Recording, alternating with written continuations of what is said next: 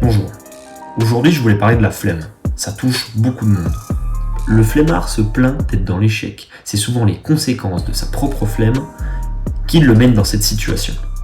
Mais pour autant, le flemmard ne fait pas le rapprochement entre ses échecs et son manque de discipline. On est tous un peu flemmard, de temps à autre, ça arrive à tout le monde.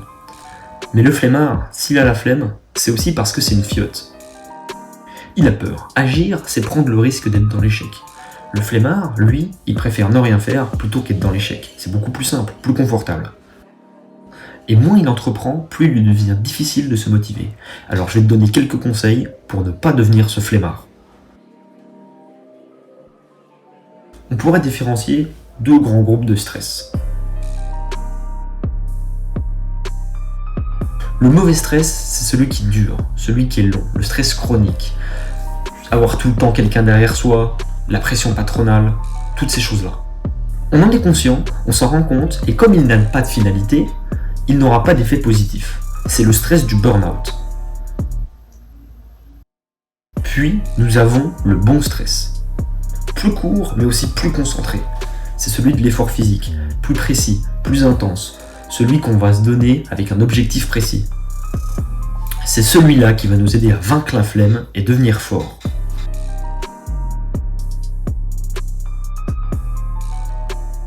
Il faut voir notre adaptation à l'effort comme un muscle.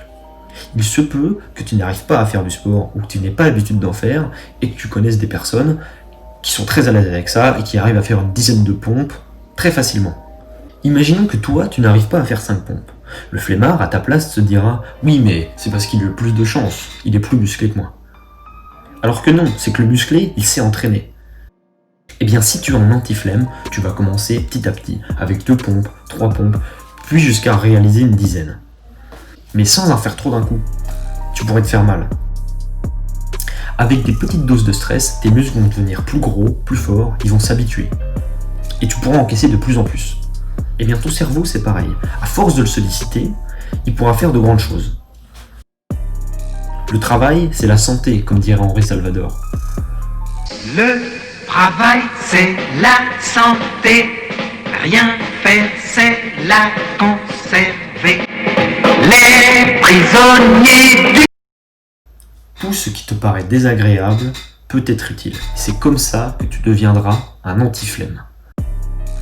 D'ailleurs, ça s'explique même cérébralement. En fait, le responsable de tout ça, c'est le cortex préfrontal. Si tu le confortes à un effort de temps à autre, eh bien lui, il va s'habituer. Et on peut le solliciter de plusieurs manières. En mangeant des choses dont on n'a pas l'habitude, faire des activités physiques qui sont contraignantes, prendre des douches froides. Tout ce qui va te faire sortir de ta zone de confort. Il faut que tu sortes de ta zone de confort. Développer ce cortex en particulier a plein d'avantages. Il augmente la testostérone, te rend plus curieux, augmente le sens critique et surtout te rend courageux.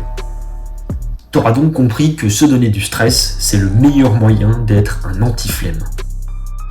Dans nos sociétés modernes, on devient de plus en plus flemmard. On vit dans nos petits conforts. On fait de moins en moins d'activités laborieuses. La société moderne t'apprend que tout ce qui t'est désagréable, il faut t'en éloigner. Et c'est ainsi que les hommes deviennent flemmards, faibles, fainéants, et même jaloux de ceux qui entreprennent, et se disent « Moi, je n'ai simplement pas eu la même chance qu'eux, que ceux qui réussissent. » C'est faux. C'est faux. C'est faux. Ils n'ont simplement pas eu le courage, ni fait les efforts de faire tout le travail qu'est la réussite. Ce sont des perdants. Devenir imperméable au stress, c'est perdre sa motivation. Nous devons accueillir le stress et nous en servir comme d'une énergie. Moi qui ai rarement de stress, il est bon parfois de m'en donner pour me motiver. Voilà, petite vidéo tranquille qui fait écho à la dernière, les deux sont liés. La dernière fois j'ai eu de bons retours suite au visionnage et ça m'a plu d'en faire une, alors j'ai décidé d'en refaire une. Abonne-toi puisque je risque d'en faire d'autres. À très bientôt.